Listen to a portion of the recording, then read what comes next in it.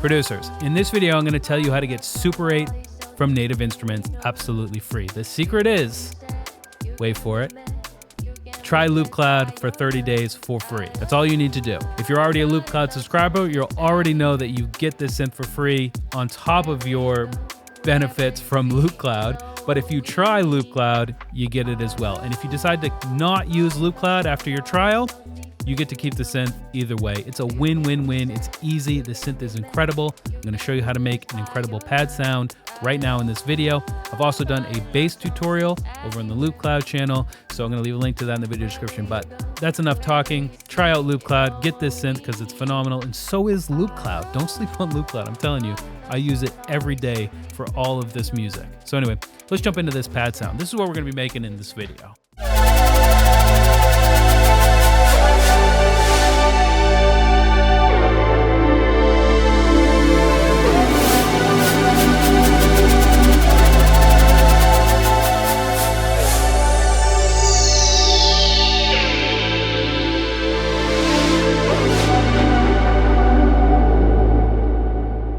Yeah, it's phenomenal. There's a lot going on, and it's pretty awesome to make. So let's go ahead and jump in.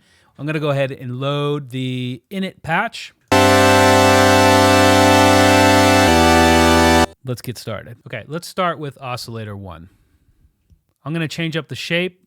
This is how you change the shape. You just add or remove these. That's the shape I'm looking for. Before we move on, though, I'm going to go ahead and turn unison on. That really transforms the sound. I'm going to leave it at 2. I'm also going to add some drift here. I want a pretty sloppy sound, and I also want to add some glide and really open up the spread and stereo as well. Okay, it's a little bit harsh, but trust me, we're going to get to where we want to go. Let's add a little bit of pitch modification before we move on as well to oscillator 1.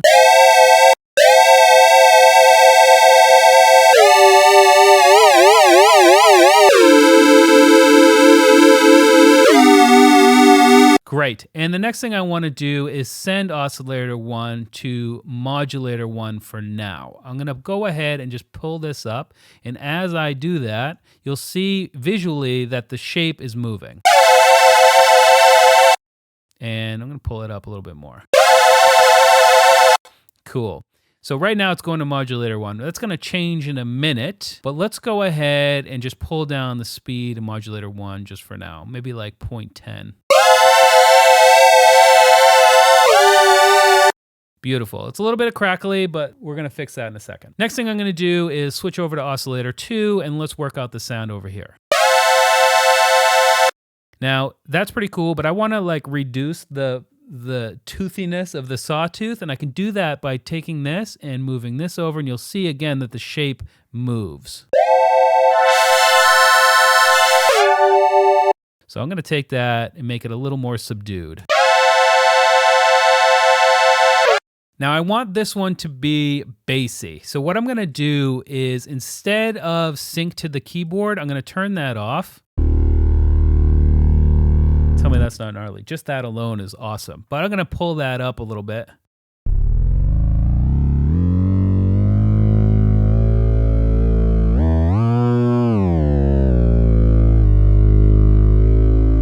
I don't know, somewhere around 54.1 sounds good. And let's go ahead and mix in the two now.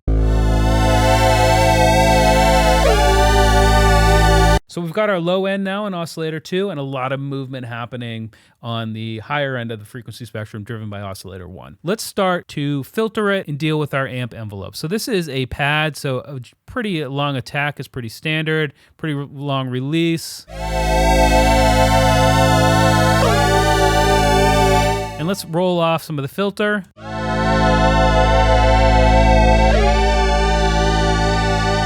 Cool. I'm going to add some character. And I'm going to add some FM to oscillator 2. And I can pull down the volume too. It's quite loud. And next thing I want to do is go to modulator 1 with that. And add key tracking about to midnight position.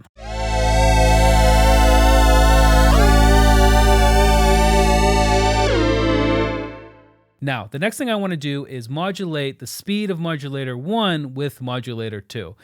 It's going to come in key later. Trust me, it's awesome. The way to do that is come over here, and again, I'm going to bring it down pretty slow, maybe like 1.25 or something. And when I click that, I've got my modulation routing over here, and I can just click that and go to modulator 1 and then use this as the amount. Nothing's happening right now, but remember on oscillator 1 when we were sending this to the shape modification of modulator 1, if I click over and send it to modulator 2 now, look at the wave shape before we even play the sound. It starts slow, then it goes fast, and then slows down. Let's listen to that now.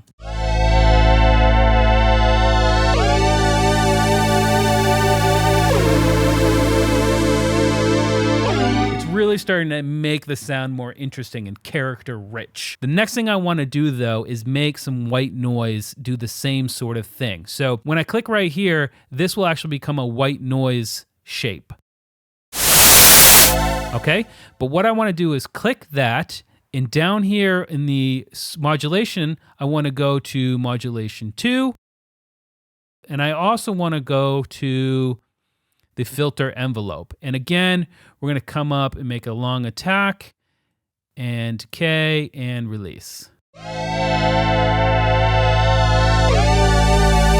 Now again, nothing's happening, but if I click right here and then add the amount of the modulation send,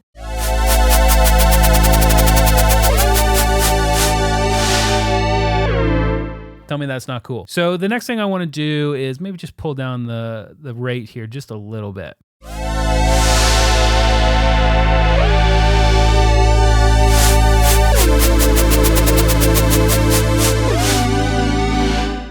Now add a couple effects and we're going to get a massive sound. So I'm going to turn on the chorus. I'm going to send it 100%, but slow it down just a little bit.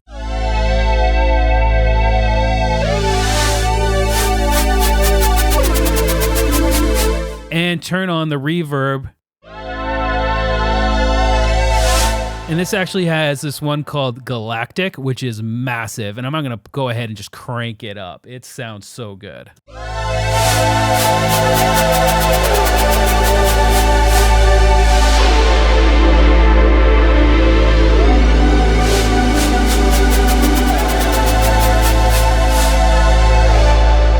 We're pretty much there. Now we can just fine tune, maybe add something to the mod wheel. So if we want to add some things to the mod wheel, right, to make, if we use the mod wheel, maybe make it a bigger sound, what I could do is come over here and click on this sub oscillator here and send that to the mod wheel and add it quite a bit, and do the same thing with the sawtooth, mod wheel, add a bunch. And as I move that up, you'll see very helpful visual notifications here that is increasing the level of those.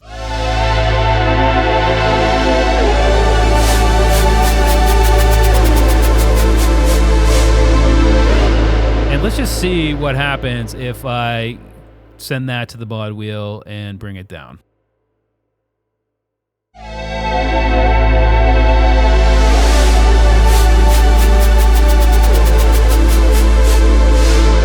So it's a pretty big significant change there, but not too outside of the realm of what we're already making. So it's still going to fit well if you're, manipulating that during the course of a track. Another thing we can do is maybe take the filter and apply that to the touch bar. So come over here, touch strip rather. So if I crank it over here, now as I increase that, the filter will come down. So if I'm looking for a more subdued kind of like heavy pad, we can use it that way.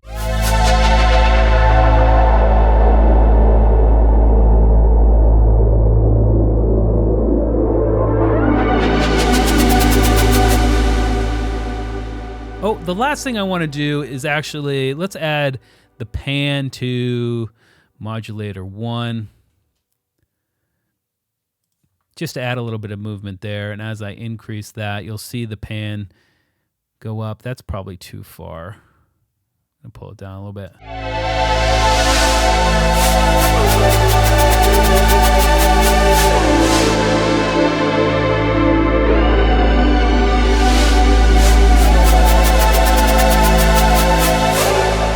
And there you go. That's a pretty beefy pad if you ask me. Obviously I made it, so I'm a little biased, but I think this synth is truly incredible. I use it a lot in a number of different projects already, so I really wanted to share that with you. Take advantage if you're not already a Loopcloud subscriber just to grab this, but I definitely think you should check out Loopcloud. I've done a bunch of tutorials on Loopcloud over on the Loopcloud channel, so if you're interested to know more about that, check that out over there on that channel. Links to everything in the video description as usual. I'm Joshua Casper, and I'll see you in the next video.